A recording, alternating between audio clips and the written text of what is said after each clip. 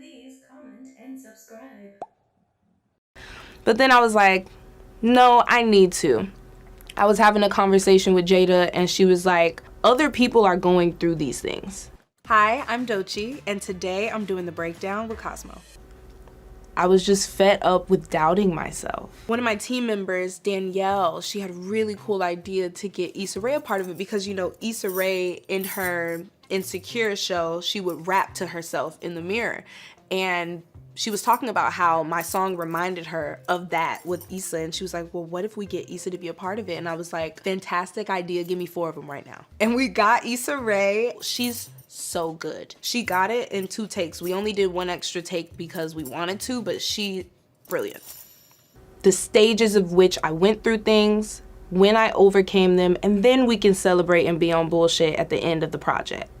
I do like watching my own work back. I like to look at it and sometimes over-critique, but also just relive in the moment. That was one song where I was like, this is too much. I can't say all this.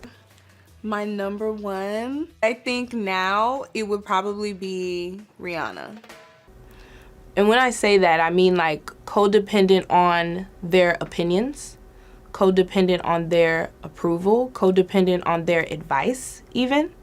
I realized that what works for everybody else doesn't work for me. And I don't think that I fit into any type of particular formula that can just be recreated a whole bunch of times. I'm forever evolving. Oh, the NPR Tiny Desk performance. I was very nervous about that one. It's such an intimate space to perform in because, you know, and you doubt yourself when you have convinced yourself that something outside of you is gonna get you somewhere.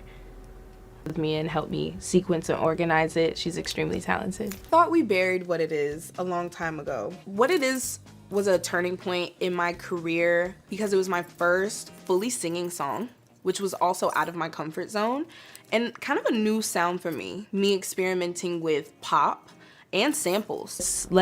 I want to just be able to cry and scream and color and scribble all over it and not have to worry about perfection and just be able to detach myself from this idea of the perfect project.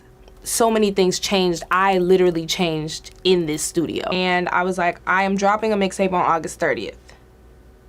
Do what y'all gotta do with that information. This is happening. Then they were like, okay, girl, what's the rollout? And I was like, I'm just gonna write a song a day and I'm gonna film to it and whatever comes of that is what's gonna come of that. And that's the rollout. Why don't we give people a sonical experience of the jazz interpretation, the blues interpretation, the gospel interpretation of this album. I think this could have been an album, 100%. But when you use words like album, there are certain politics and things that come with that. Whereas with a mixtape, it is just like historically known for you to have no limitations. And so that's what this project was all about, which is why I was like, let's just do a mixtape. Exercise my theater kid in me. And also I was like, what if we merge rap and musical theater and make something cool out of it, but like in this Tom Brown edgy suit way that's like masculine and cool, I don't know. And we tried it and boy did it come out so good. Shout out to Robbie, my choreographer, and shout out to C. Prince again, my creative director. Rap is about having heart. It's not about a fucking formula. It was never about that. Whoopsie, made a oopsie. $100,000 oops made me loopy.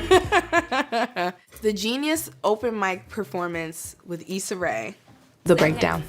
A little bit of a backstory. I was originally working on an album before I was working on a mixtape. The distinction between an album and a mixtape to me is about limitation versus freedom, and see where that takes us. And that's what we did. And I mean, to see a lot of celebrities show their respect for my performance and admire it was really, really cool because these are peers that I admire myself and their work is so cool. So if they think I'm cool, doing something right, I don't know.